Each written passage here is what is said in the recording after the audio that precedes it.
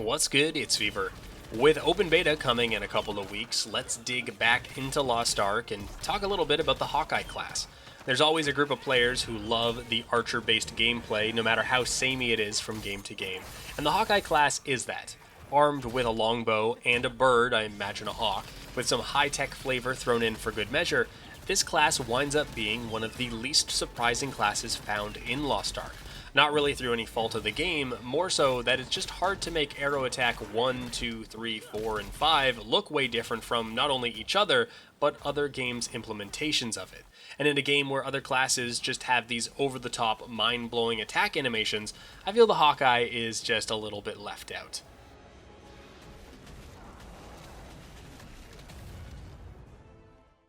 The Hawkeye as a class is very mobile, but also leans on a mechanic that many archers in games use, the charging of some of your abilities, playing on the idea that you pull and hold your arrows for a time, which leads to some very heavy-hitting abilities, as their damage a lot of times is balanced around that charge time, where you can't be doing anything else, which ends up being rather interesting because it places a high priority on aim, and in some cases, as your projectiles are rather narrow and you can actually miss, an almost skill shot kind of gameplay. Because if you whiff your attack, it hits you much harder as a Hawkeye, because these charging abilities represent a higher percentage of your overall damage, which makes obvious sense in a PvP setting where you're trying to hit people who have iframes and the same kind of mobility that you have and just won't sit still. But I haven't talked a ton about PvE or the end game in Lost Ark. But Lost Ark has bosses with enrage timers and DPS windows, and there is some nuance in finding the times where you can get these charge attacks off safely while avoiding mechanics, or knowing the monster will sit still and it will help you actually hit it. The class as a whole also has a rather interesting dynamic with the abilities that the Hawkeye has kind of split into three groups. You have the boring arrow projectiles, you also have the kind of arrows rain from the sky for one particular reason or another, and then you'll have your mobility or almost melee / utility skills. But if we look just at the arrow attacks, the ones that rain from the sky tend to be more suited for AoE type combat. They hit larger areas and are meant for clearing groups of enemies out, but are also balanced damage-wise in that regard. The more straightforward, boring attacks tend to hit much harder, but with linear projectiles, it can be hard to deal with groups of enemies, especially if they're coming from multiple angles, unless there's some way to group them up or control their pathing. And in Lost Ark, you choose the 8 abilities that you have active based from a much larger pool of abilities, and depending on your group's capacity to control adds and your ability to aim and line up shots, your effectiveness, or just your total overall damage, grows the more that you can replace the easier to hit shots with the harder to hit shots and then hit them, if that makes sense. And it gives the Hawkeye a rather jarring difference in effectiveness. I never level capped my Hawkeye, but the hard, air quote, end game content, when you would see a Hawkeye, you could definitely tell the difference between a good one and a bad one. I think more so than any other class I played with, which just tells me that there's a very high skill ceiling for the Hawkeye.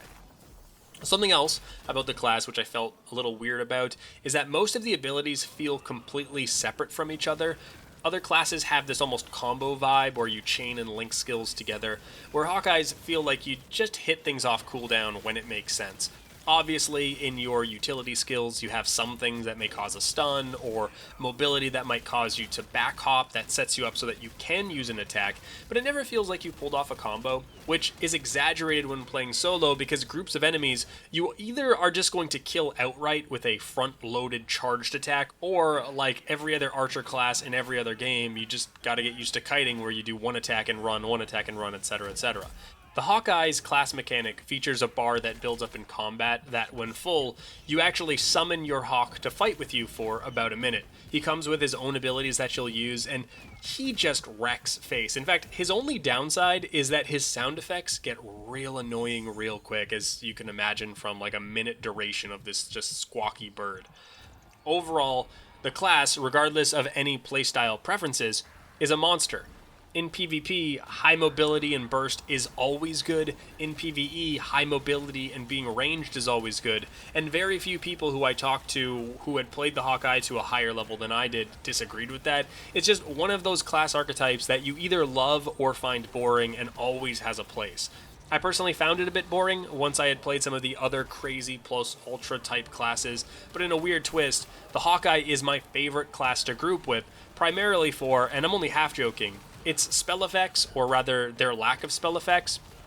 In these style games, you tend to get like particle pollution, 100 things happening on the screen, bright lights, glowing effects, etc. And I don't believe Lost Ark had any way to tone that stuff down, aside from grouping with Hawkeyes, because Hawkeyes added very little to that, and it seems like such a silly thing to prioritize in a game, but I hate effect clutter on my screen, and I will even say that sometimes I even prevent playing group-based content because I just don't want to deal with that crap on my screen. Anyway, I'm probably in the minority there, but all things considered, I just foresee the Hawkeye class being very popular and very powerful. But that's going to do it for me.